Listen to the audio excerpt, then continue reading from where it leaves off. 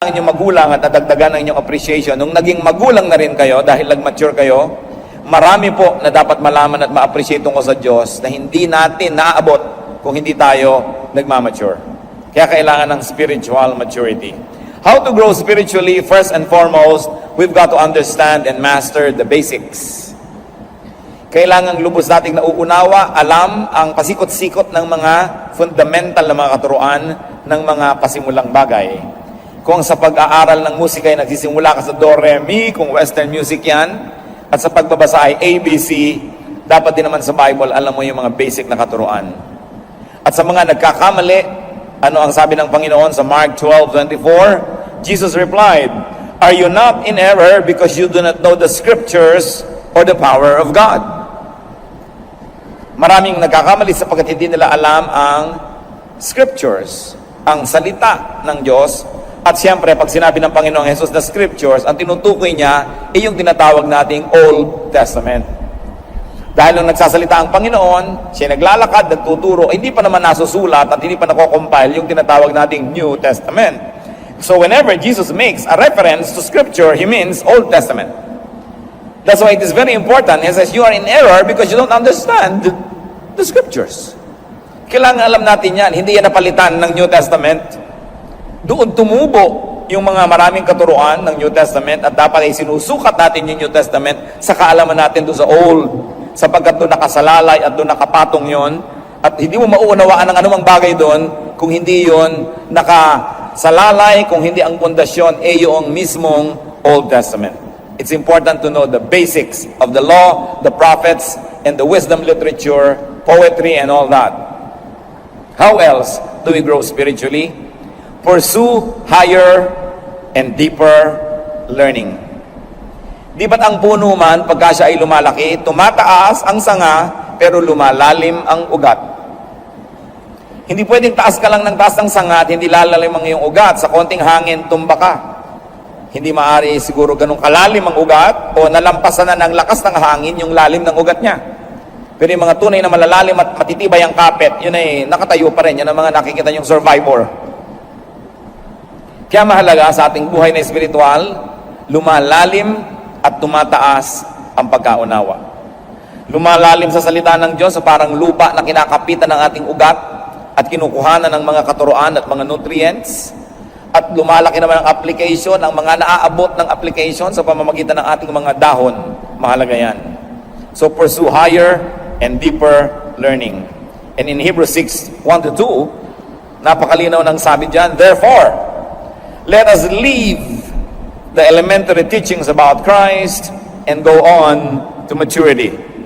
In fact, kung bubuin nyo yung mga kasunod na mga verses nito, sinasabi, let us leave the elementary teachings about baptisms, about the laying on of hands, about being raised from the dead, and about future judgment. Yan ay mga basic things. Dapat lumalampas ka dyan at may iba pa't napakarami pang ibang dapat pag-aralan sa buhay. But how do you leave the elementary teachings? That means leaving your comfort zone. Paano ka tataas kung ikaw ay afraid of heights? Paano ka susuot sa lupa kung ikaw may claustrophobia? Paano iiwan ang mga dati na't nasa ulot na kabisa at komportable na tayong mga turo kung ayaw natin na mahirapan ang ating isip, ang ating loob? Because whenever you leave something, you leave a comfort zone. Sanay ka na ron, ayaw mo nang iwan yun. Kaya maraming mga tao na nasanay sa ganitong turo, ayaw nang maiba yun, ayaw nang ma-challenge yun, ayaw nang madagdagan pa dahil sabi nila, ay, komportable na ako, ayoko nang magulo pa. Sapagkat sa bawat pagbabago ng isip, sa bawat paglago ng isip, ay dumadaan mo na sa isang panandaliang kaguluhan. Kasi meron ka ng tahimik ka ng pinaniniwala at niyaya ka, pagkatapos lalaki ka mula doon, merong transition period, aalis ka mula sa dati at lilipat ka doon sa bagong level, mahirap yon. Para rin na ikaw ay sanay ka na sa isang maliit na bahay, lilipat ka sa malaki, kung tamad ka, ayaw mo nang lumipat dahil buhatan na naman, balutan, hirap yan. Parang nasanay ka na sa ganitong recipe, may nagtuturo sa iyo ng iba, ayaw mo na akong guluhin, tama na ako dito. Ito yung mga isip na hindi lalago. At maging sa mga bagay pong espiritual at relihiyosong mga bagay, merong nalalaman mo dahil milk pa lang ang ipinakain sa iyo, Pero darating ang panahon that you will have to eat meat and you will have to not really live what you learned, but to appreciate another form and another manifestation of that truth. Naiiba yung level. That means leaving your knowledge, your understanding, your perception, and sometimes even your beliefs for another level and degree of revelation that can come from the same God. So if your knowledge or understanding or perception or belief has been constant, it has been the same, walang nadagdag, walang naiba, sa mahabang panahon, isa lang pong ibig sabihin nun, mga kapatid, wala kayong growth. Parang meron kang sapatos, para hindi ka na bumili ng iba, ayaw mo na lang lumaki ang yung paa. Parang malaki ang yung baywang, pinag-exercise ka para lumiit, ang pinoproblema mo, paano yung mga pantalong ko? Hindi magpaparepair pa ako, di bibili pa akong bago. So ganito na lang. Laging merong kaunting hirap na kasama ng pagbabago. Pero ano sabi sa Biblia? We are being changed from glory to glory. So hindi tumitigil ang pagbabago. Kaya lagi tayo nag-a-adjust. Pag nakakarinig tayo ng mga bagong anggulo ng katuruan, hindi mo agad tinatanggihan. Sinasabi natin, ano kaya ang matututunan? Ipoproseso, ipapanalangin, hindi agad-agad ay tinatanggihan. Mahalaga that we are ready to change from glory to glory. Therefore, how to grow spiritually? Be open-minded. Kailangan bukas ang isip. Aba, may mga nagmamalaki pa. Aba, kami serado de candado. Nilunok ko ang susi at tumalon ako sa dagat at sumisid ako doon, di mo na makukuha pa. Hindi pinagmamalaki, yung nakasarang isip. Sapagkat ang isip ay napakalaki ng mararating. Nakikita niyo po yung mga hindi naiisip ng mga previous generation? Pagsakay sa aeroplano, naisip ba na mga 50 years ago yung cellphone? Diba? Yung mga, hanggang ngayon, namamangha ako dyan sa fax. Bakit lumalabas dito sa papel dito, yung nado sa kabila? Kamangha-mangha. Laser technology. Pero ang mga tao, nakasara ang isip, ay ayaw na namin niyang mag-isip pa, ayaw na namin baguhin. Hindi tayo makakarating sa ganung uri ng kaalaman. At ganun din sa buhay spiritual. Marami pang anyo, marami pang hugis ang katotohanan tungkol sa Diyos, na karamihan ay hindi natin nakikita sapagkat nasanay na tayo sa mga leksyong pambata, na batang isip, batang mananampalataya. Marami pa. So do not box your mind in set hermeneutics and in set doctrine. Dapat ang ating doktrina, ang ating pananalig is as good as the latest revelation from God. Hindi nagbabago yung salita ng Diyos sa kaimprenta, pero ang pag-unawa dyan, ang paglalim na pag-unawa, patuloy ang nagbabago. Lugi, yung 50 taon na, 30, 20, 10 taong Kristiyano, yung pananalig niya noon at ngayon pareho pa rin. Ibig sabihin, walang nangyaring growth. Acts 17:23, yung mga tao sa Athens, ang reaction nila kay Paul, nung may itinuro si Paul na kabago sa kanilang pandinig, when they heard about the resurrection of the dead, some of them sneered. Pinagtawanan nila. But others said, we want to hear you again on this subject. Hindi sanay ang mga Griego sa ganitong mga katuruan. Bagamat napakarami na nilang alam sa kanilang kabihasnan. Kaya nung narinig nila si Paul, may mga nagtawa at hindi na bumalik, at may mga bumalik pat nag-aral pa. Yun ang nakinabang sa katuruan. So do not readily close your mind. Do not readily reject a new sounding idea. Walang bagong ideya mula nung nilikha ng Diyos ang sandaigdigan. Meron lang new sounding. Bago lang dahil hindi pa natin nakasalamuha at nakita, pero hindi ibig sabihin bagong ideya yon. Hindi rin po natin dapat ipagtanggol sobra ang katotohanan na akala mo maipagtatanggol mo yan sa pamamagitan ng pagsasara ng iyong mata at ng iyong tainga at baka maiba pa.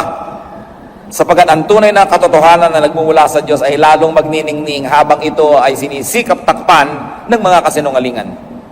You must never protect the truth because the truth has a way of protecting itself. Because the truth is eternal. We should be ready to be challenged. At kung hindi natin maipagtanggol ang ating pananalig, ibig sabihin nun ay napakababaw ng ating pangunawa. Kaya huwag mo na akong turuan, ayoko ng malito pa. Hindi yan progressive way to deal with spirituality. What is important, if you really like to grow, brothers and sisters, advertise your openness to potential teachers.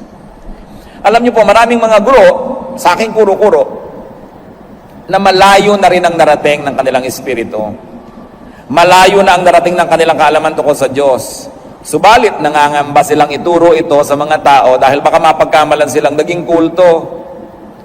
Nangangamba sila na mapagkamalan na tumatalikod sa Diyos. So, hindi na lang nila itinuturo. Lalo pagkat sila yung mga swelduhan na mga teacher, lalo pagkat sila ay mga preachers na umaasa sa tulong at bigay, ang nangyayari tuloy, nawawala sila ng tapang na magturo ng mga naaabot nilang mga kaalaman.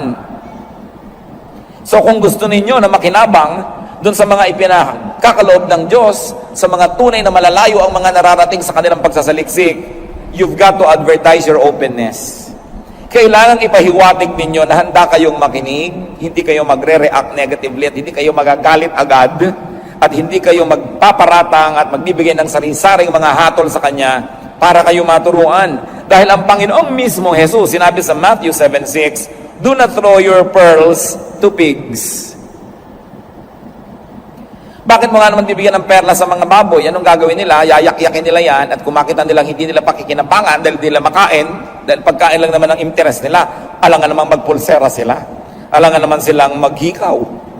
At kung nakita nila hindi nila papakinabangan ng sikmura nila yan, babalikan ka at buong bangis ka nilang sasalakayin. Sabi niya, "Do not throw your pearls before swine because they will trample upon it, turn back, and attack you." At yan po ang panganib na sinusuong ng mga marurunong pag nagtuturo sa mga mangmang. Sa kamangmangan ng mangmang, ang tingin niya sa hindi niya naiintindihan ay kabaliwan o kasamaan. At ang gagawin niya sa nagtuturo, mamasamain niya at kanyang lulusubin yung nagtuturo. So if you really want to be taught, put it across to possible and potential teachers that you have an open mind. That you are not swine. That you will not trample upon the pearl being given you and then attack the teacher. So be willing to get out of boxes.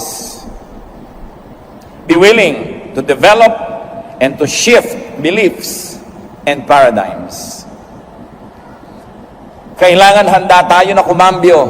Alangan namang nagdadrive ka, pasok ka sa Primera, hindi ka na umalis doon hanggang makarating ka sa Tarlac.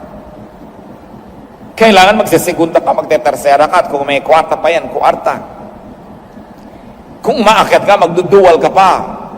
Kasi kumakambyo ang buhay, hindi pwede ganun ang ganun. At ganun din sa pananalig. Yun po mga simpleng maunawaan na pangyayari at mga halimbawa sa ating buhay ay susi para buksan ang mga masalimuot na mga usaping espiritual.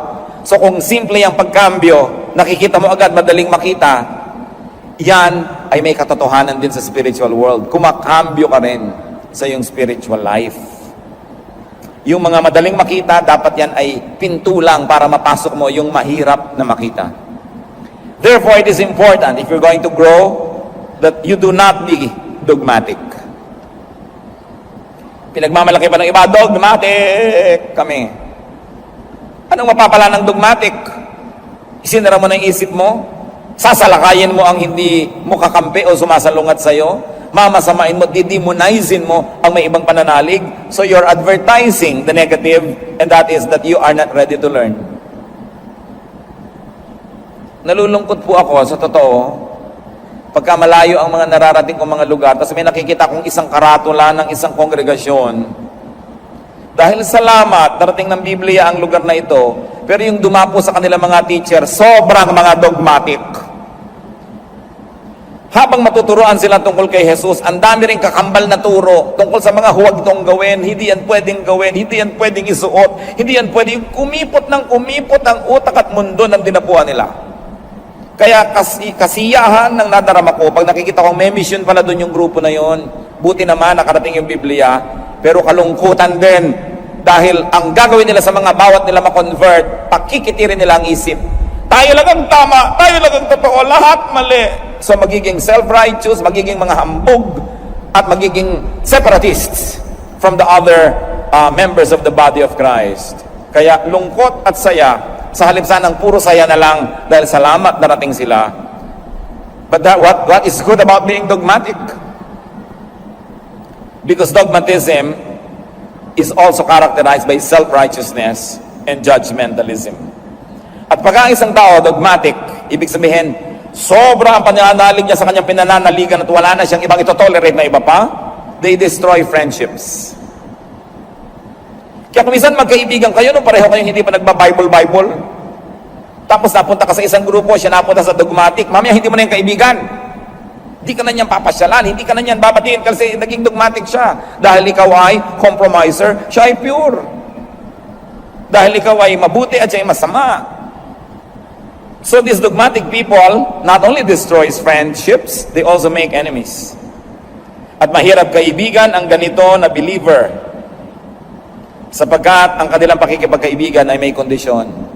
Habang agree ka sa kanilang doktrina, magkaibigan kayo, pero pag hindi na, kaaway ka na niya. Mahirap madapuan ng ganitong uri ng sakit, yung dogmatism. How else can you grow spiritually? Pagka ikay dogmatic, hindi ka na makikinig sa iba. Pagbabawalan ka makinig sa radyo, pagbabawalan kang manood ng TV, pagbabawalan kang umattend ng ganong fellowship, merong speaker sa luneta, hindi ka pwedeng umattend, hindi ka pwedeng makisali dahil kayo ay separatist. So, kikipot ka dahil siya na lang ang napapakinggan mo, wala na't yun na lang at yun. O asosasyon nila, mga 5 o 3 sila sa asosasyon. Sila na lang nang sila. At yun na lang nang yun ang katuruan, so ang mangyayari, liliit ang pananaw. How do you grow spiritually? Go with seekers. Go with thinkers. Because once more, the truth does not need protection. The truth is so powerful that it will always prevail. Luke 2:46-47, ano po ang ginawa ng batang si Jesus? After 3 days, they found him in the temple courts, sitting among the teachers, listening to them and asking them questions. Mga kapatid, wala na yatang hihigit pa na sobrang nagbibigay ng kasiyahan at bunga sa panahon na ginugugol mo na ang kausap mo yung mga marurunong. Yung higit na marunong sa'yo. Ay, napakasarap ko ang higit na marunong sa'yo ang kayong kausap. Tapos you learn how to listen, katulad ng ginawa ng Panginoon. Listening to them. Asking them questions. Kasi pag ikaw ang nagtatanong at nakikinig, pag nag-uwian kayo, ikaw ang may uwi. Uwi-uwi mo yung sagot, uwi-uwi mo yung nadinig mo. Eh yung nagbigay, yung sumagot, yung nagtalumpati, walang uwi yung kundi malat na lalamunan. Walang nadagdag sa kanya, wala siyang napala. So dapat marunong tayong makinig. At marunong tayong magtanong. Hindi yung tanong na nang-challenge. Hindi yung tanong na gustong gipitin mo lamang yung tinatanong mo, kundi tanong na talagang naghahanap ng kasagutan. At alam mo yung tunay na naghahanap? Pag sinasagot mo na, tahimik siya. Hindi yung nag-iisip na naman ng ibang tanong, at hindi ka patapos, nagtatanong uli, ibig sabihin, nagpapasikat lang yon. Nanggugulo lang yon. So nakikinig ang Panginoon doon sa mga senior, yung mga matatandang mga scribes and teachers. At sa verse 47, everyone who heard him was amazed at his understanding and his answers. So natatanong din siya at nakikipagsagutan naman siya, give and take. Isa yan sa pinakamagagandang investment sa buhay, mga kapatid. Yung nakikisalamuha ka at nakikipagkwentuhan, nakikipag-usap sa mga may alam. Sapagkat ang karunong ay nakakahawa, tulad din na ang kamangmangan ay nakakahawa. So kung ang gusto mo lang laging kausap ay yung ikaw ang bida dahil ikaw ang pinakamaraming alam, at the end of the day, bababa ang iyong kaalaman dahil walang nadagdag. Matthew 13:36, then he, referring to the Lord, left the crowd and went into the house. His disciples came to him and said, explain to us the parable of the weeds in the field. Ang Panginoon ay mahilig magbigay ng mga matalinghagang turo na hindi naman maiintindihan ng marami. Yung mga nagdudunong-dunungan, ayaw ipahalatang di nila naintindihan, so uuwi na sila na mukhang marunong. Pero ang totoo ay magiging manghabang buhay. Pero yung tunay na naghahanap, kinikilala nila ang kamangmangan, sasabihin, hindi po namin naintindihan, pwede bang ipakipaliwanag at ipapaliwanag sa kanila? Those who ask look like fools for a moment, but they become wise forever. Those who don't ask look wise for a moment, but they remain fools for life. Kaya ang gagawin ng Panginoon, dahil ito yung mga masigasig, tuturuan niya. Sapagkat sa pamimili niya at pagsasala ng mga pagbibigyan niya ng mga mahalagang katuruan, kuminsan nagbibigay siya ng mga talinghaga at tas aalis siya sapagkat yun lang mapagpakumbaba ang susunod-sunod at bubuntot-buntot at magtatanong, ano pong kahulugan? Uupo ngayon siya and with a little group will continue to explain.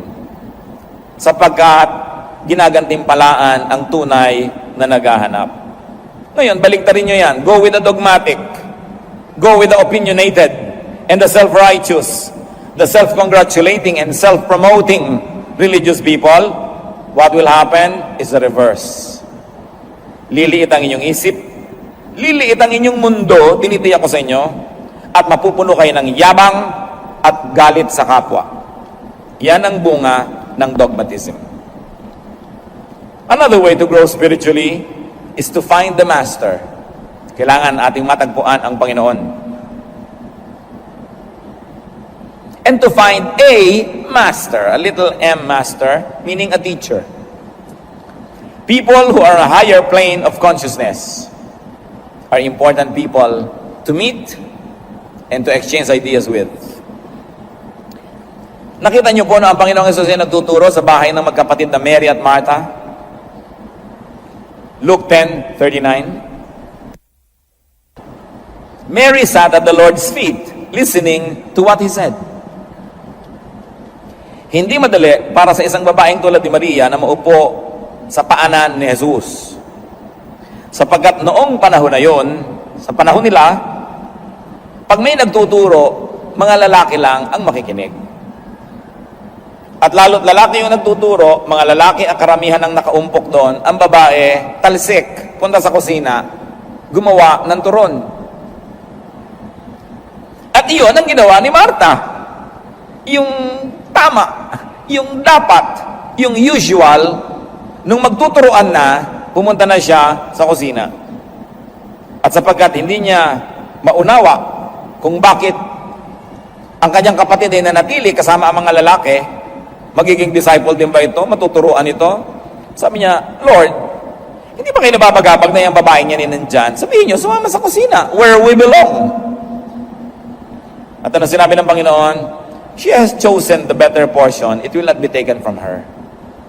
Ibig sabihin, minabuti ng Panginoon na ang babaeng ito lumalabas sa kanyang usual role, lumalabas siya doon sa box ng dapat kalagyan ayon sa kaugalian, sapagkat yun lang ang magpapalaya sa kanyang isip upang lumawak ito at lumaki.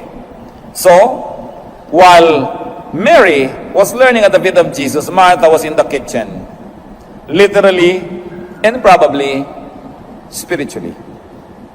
Hindi natin minamasama na mahilig siyang maglingkod, pero sayang yung pagkakataon kasi hindi naman laging nandiyan si Jesus para magturo.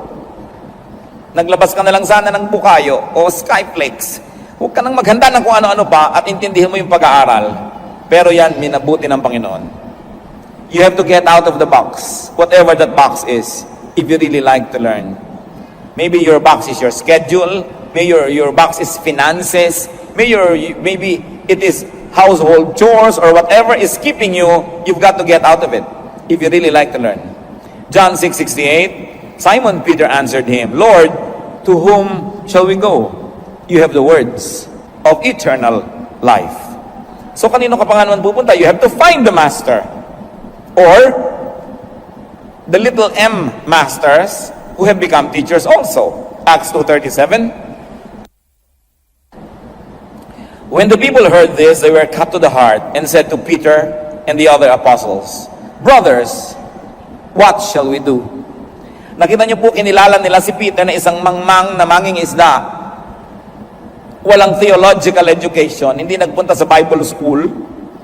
Tinanong siya ng mga tao, ano pong dapat namin gawin? Ibig sabihin now, they were finding a master, a letter M, a small m. Mga tao na higit sa kapwa-tao ang alam. Hinahanap din natin sila, tinatanong at pinakikinggan. At mahalaga yung sabi sa Matthew 7:20, by their fruit you will recognize them. Bago naman kayo mag-recognize sa sumunod na sumunod, tingnan nyo muna kung may fruit.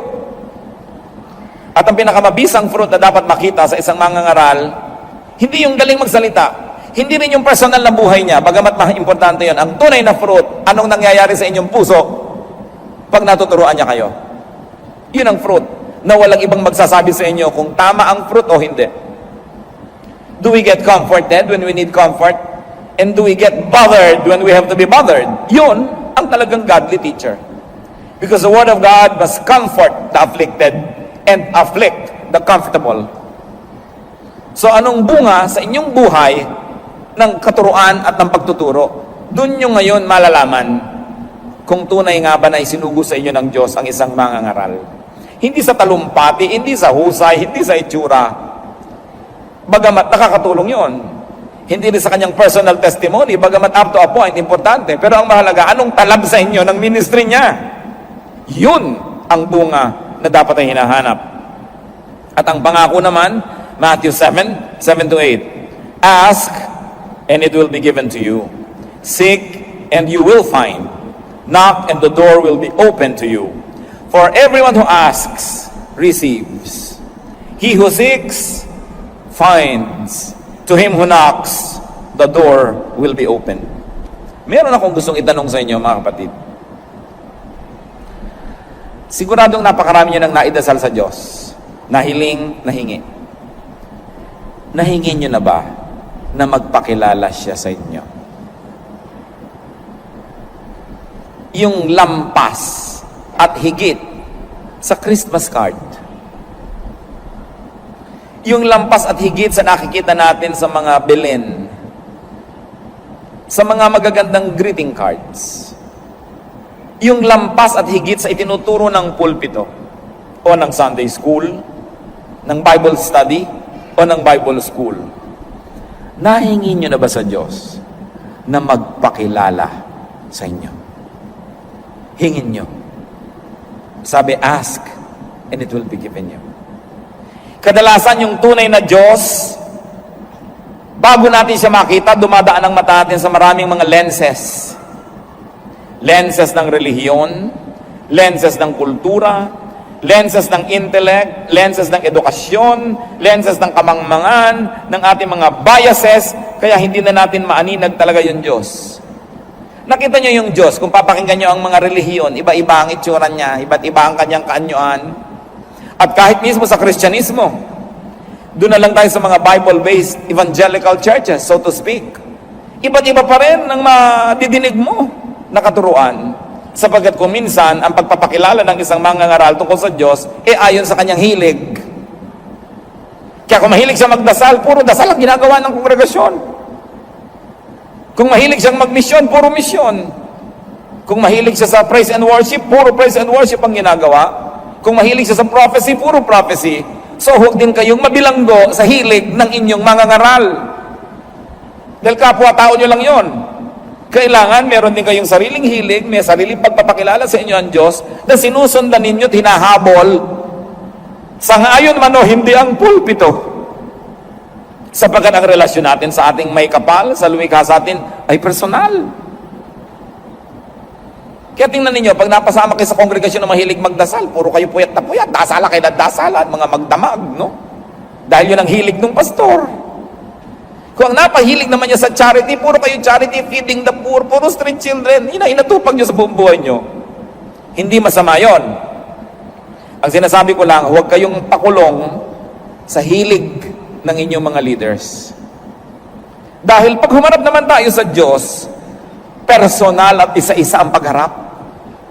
Kaya tatanungin ka, anong ginawa mo sa gift na ibinigay ko sa iyo? Hinabol mo ba ang mga ibinigay ko sa iyong mga pangako? Nilandas mo ba ang mga ibinigay ko sa iyong mga daan at doon ka dumaan o sumunod ka na lang ng sumunod kung kani-kanino sa daan nilang gustong puntahan? While the church has a general corporate direction because it is a body, you are not forbidden to pursue a personal growth direction. Hanggang hindi mo ginugulo yung church at hindi ka na pumipigil sa ginagawa ng church in a corporate way, malaya ka na sundan ng Diyos sa iyong personal na buhay.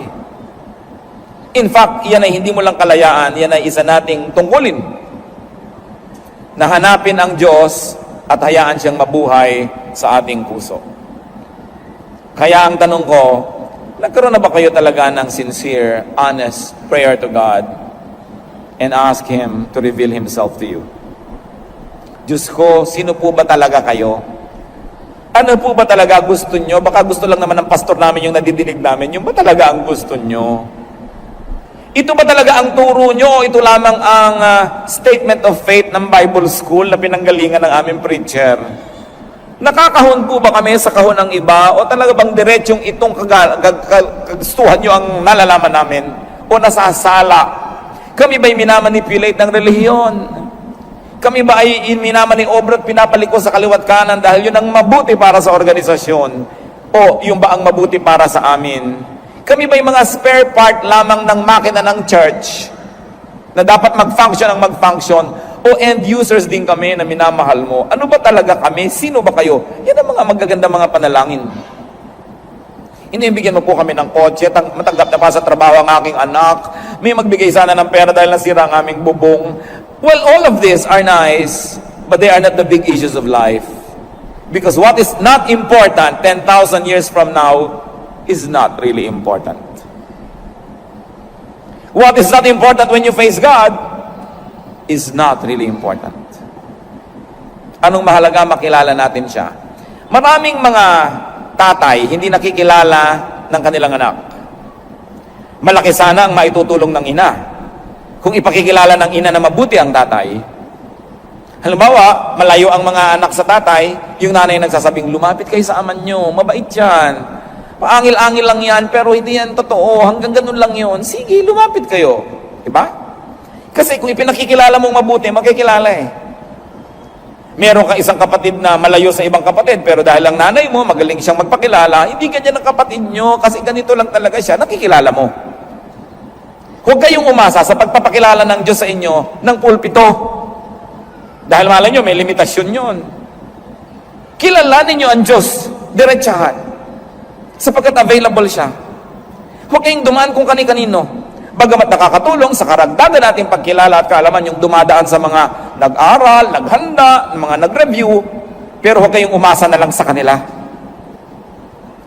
Kaya ang mga malalaking tao ay may mga press corps, meron silang mga spokesperson, dahil yun ang nakakapagpahugis kung paano sila ipakikilala, kung paano sila ipepresent. Karamihan naman, hindi yun ang totoo, kundi media manipulation lang pala yun. Yun pala ay image lang at hindi reality. So, sino ang Diyos? Gaano kalalim ba ang pagkakilala natin sa Kanya? Ano ang alam natin tungkol sa Kanya? Liban sa sinasabi sa atin ng mga nagtatalumpati at nangangaral. Alam niyo po ang isa sa mga pinakamahalagang paglalakbay ng tao. Siyempre, pag maglalakbay, may pupuntahan. Ang pinakamahalagang paglalakbay, yung makakilala mo ang Diyos. Yung papunta ka sa Kanya, palapit ka ng palapit sa Kanya. Maraming mga hadlang dyan. Kung minsan, relihiyon pa yung hadlang. No? Dahil misrepresented. Maraming mga tao nagtatago sa likod ng pangalan ng Diyos para magsamantala sa kapwa. Para manghut-hut sa kapwa. Maraming mga tao nag-a-abuse in the name of God. So, hindi mo makikilala ang Diyos kung aasa ka doon.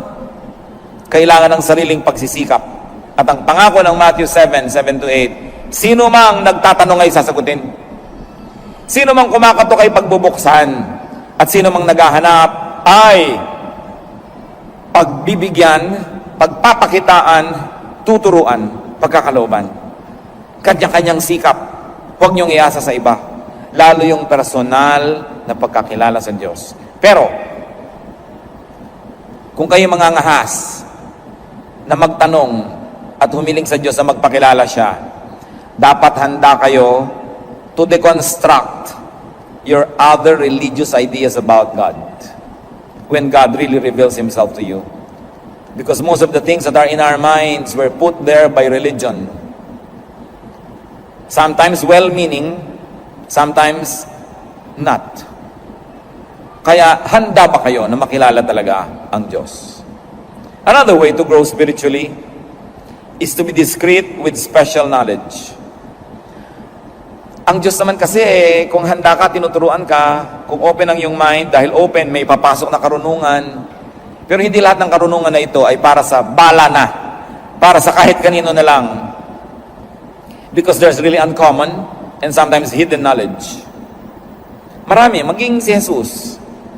Marami siyang misteryo. Habang sinabi niya, pag mananalangin kayo, iksian nyo. Di ba? Pero bakit minsan magdamag siyang nananalangin? Tapos sinabi niya, pag mananalangin kayo, magkulong kayo sa kwarto nyo. So ini-encourage niya yung personal na pakikipagniig sa Diyos. Ano kaya mga ipinanalangin niya, yung magdamag? Ano kaya yun? Hindi natin alam. Pero subukan yung manalangin ng ganon. Walang agenda, walang hinihiling, walang hinihingi. Nakikinig lang kayo sa tinig ng Diyos. You will have a glimpse. You will have a clue as to what it means to really pray in spirit and to pray alone. While it is good to pray with your fellow believers, but it must never replace personal prayer. At yung personal prayer na hindi lang binasa nyo sa inyong devotional guide, na 1 minute with God every day, parang gano'n na lang. Pati babasahin nyo, nakalagay doon, yung isusulat nyo, nakalagay doon, yung conclusion, nakalagay na rin doon. Anong napalaan nyo? Diba? Para lang tayong elepanting tumungtong sa bola. Para hindi mo kailangan ng utak mo para gawin yun eh. Kailangan mo lang nasanay ka, tinrain.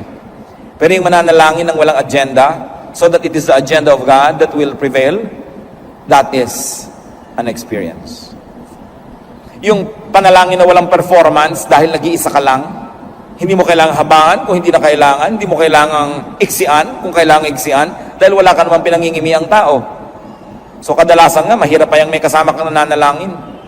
Dahil kailangan maintindihan pa nila, Diyos ko, ang aking pong nanay nasa ospital, o operahan po siya bukas, kailangan po niya ng dugo. Gusto mong tapikit. Teka nga, bakit mo sinasabi yan sa Diyos? Di ba alam ng Diyos yan? Oo nga, alam ng Diyos, pero hindi alam ng mga kapatiran. Pues sabihin mo na sa kanila bago ka manalangin para alam nila yung background. Dahil sino ba talaga kausap mo? Ang kapatiran o ang Diyos? Nakakalito ka. Kaya yung public prayer, marami yan pitfalls, maraming danger because sometimes it becomes performance. At may mga mananalangin pa, pag manalangin, oh, Amang Diyos, bakit naiiba yung boses pag mananalangin? Tingin mo nga, may mga manalangin. Bakit drama itong nagdadasal na ito? Hindi naman talaga ganun magdasal. So, arte. So kung gusto nyo maging totoong-totoo mga kapatid, manalangin kayo mag-isa. Sapagkat yung totoong-totoo sa atin ang nakalulugod sa Diyos. Develop a very personal prayer life and be discreet if you have special knowledge. Kung may ipinahihiwatig sa inyo ang Diyos, huwag nyo lagi na lamang ipinapabalabalandra sa buong mundo para nalang masabi kayong special. Kasi sabi nga niya, do not give to dogs what is holy. May mga bagay na hindi inuungkat. Kahit sa pamilya natin, yung ginawa ng isang member, hindi naman natin laging inuungkat sa iba. Some things are too sacred to mention. And our relationship with God has a lot of sacred elements. Sabi sa Matthew 7:6, do not give dogs what is sacred. Pagka meron kayong bagong kaalaman, isang bagong ideya, isang bagong pananaw, hindi nyo agad-agad yan na ina-advertise, hindi nyo agad-agad na pinalapalulun sa iba. Kasi hindi sila handa. It takes a spiritual preparedness for spiritual things. Therefore, do not quarrel about doctrines. Wala pang nagdebate tungkol sa doktrina ang nagkasundo. Wala pang nagdebate at nag-away tungkol sa mga katuruan ang may isang, ay, oo nga, tama ka sister, mali ako. Wala pa nagganon. Kasi tuwing may debate, ang gusto ng magkabilang panig manalo. Therefore, kahit may punto ka at masarap paniwalaan, i-ignore nila yon dahil pag naniwala sila sa iyo, panalo ka.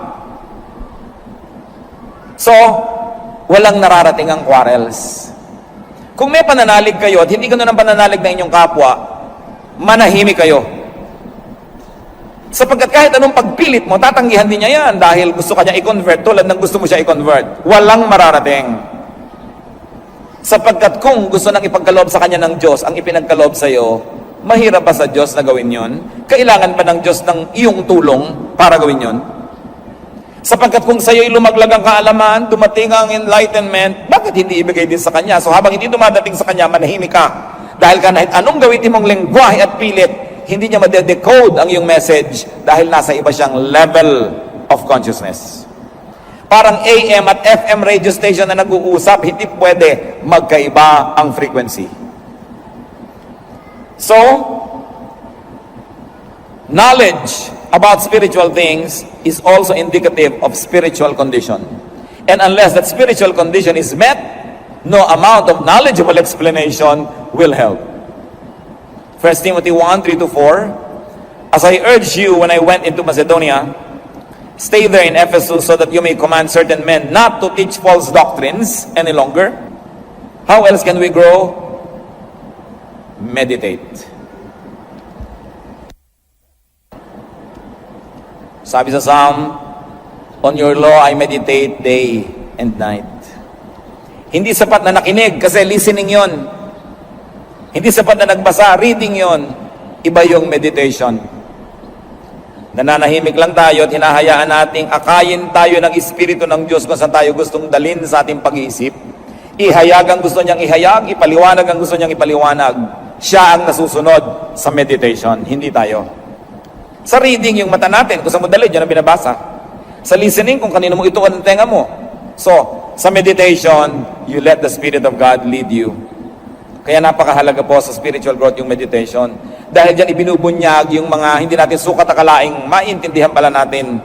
Hayaan natin ang Espiritu ng Diyos. Psalm 119:27. Let me understand the teaching of your precepts.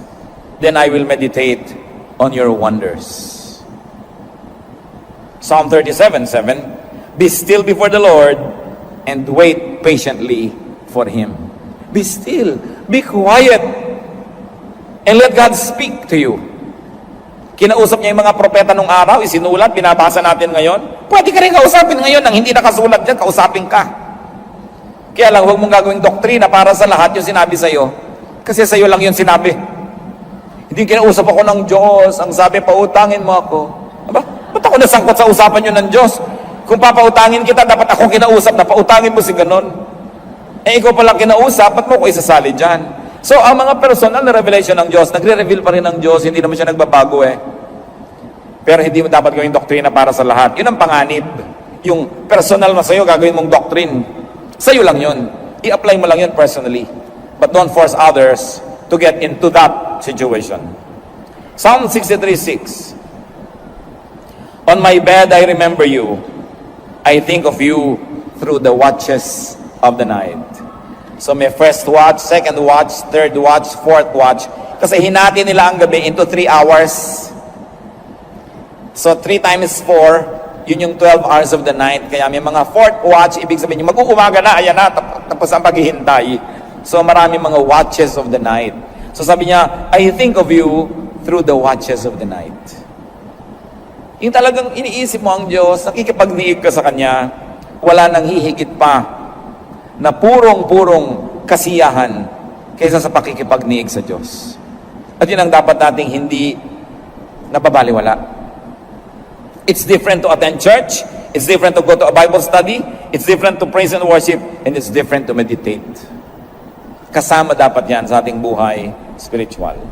And finally, among the few that we like to talk about today and how to grow spiritually, live out new knowledge. Ipamuhay ang nalalaman. Incarnate new understanding. Because it is in the mind, it must find its realization in the physical world. So you have to do what you know. You are what you know. What you know must become what you are. Operationalize new realizations. Meron ka palang nauntindihan, naunawaan, paano mo gagawing totoo ito sa iyong buhay? Practice spirituality. Because then and only then can it be shared with others, not through the mind, but through your practice and example. James 1:22, do not merely listen to the word and so deceive yourselves. Do what it says. And when you operationalize your understanding, this will open new doors for more understanding and more enlightenment. Pag yung naabot ng ating isip, ipinamuhay natin, humahanda tayong umabot sa iba pa na mas mataas. Sapagkat kung may naiisip ka, hindi mo naman sinusunod at ginagawa, hanggang doon ka na lang. Pag ginawa mo yon, tsaka ka tumaas, para maabot mo uli ang ibang isipin. At pag ginawa mo na naman yon, tataas ka ng tataas. And that is how you change from glory to glory. Many of us do not grow spiritually because we do not practice what we know. Alam natin, pero hindi natin ginagawa. Alam mong dapat ka magpakumbaba, hindi mo naman ginagawa. Alam mong dapat ka makipagkasundo sa nakikipagkagalit sa'yo, hindi mo naman ginagawa. So hindi ka nalalampas sa alam na yon. Kasi pag yung alam mo, ginawa mo, tataas ang iyong kalagayan. May iba ka pang malalaman uli, na pag ginawa mo, tataas uli ang iyong kalagayan. Sa pagsunod sa kaalaman, dun tumataas ang ating level ng spirituality. It is in obedience. That's why the Bible places a lot of premium on obedience. Not on what you know, but on what you do with your daily life. At totoo naman, marami tayong mga alam, hindi naman natin ginagawa. Pag hindi mo ginawa yon, walang bago kang malalaman. Gawin mo muna yon para may bago kang malaman. At pag sinunod mo na naman yon, may bago ka uling malalaman because life is about changing from glory to glory. So do not strive for just religious knowledge. Do not strive for just doctrinal mastery. Strive for spiritual growth, which means godliness, which means God-likeness. Ang tunay na paglagong espiritual ay ang pagbabalik sa wangis ng Diyos na nasira dahil sa kasalanan. Ang tunay na espiritual na tao ay hindi nakukuha sa dami ng alam at sa galing makipagtalo. Ito'y kababanaagan siya ng wangis ng Diyos. True spirituality is not about religious knowledge. It is about being more and more like the essence of God. Because our spirituality is supposed to transport us back to the image that was lost in the Garden of Eden. Therefore, true spiritual growth is to become more and more. Di ba tao lang kayo? So ano palang ina-expect sa atin? Lumampas sa pagiging tao lamang. Bumalik sa wangis ng Diyos. Mahigitan ang pagiging tao lamang. Transcend being just mere men or women. Grow beyond religious issues. Fly above the clouds. Grow. And for this to happen,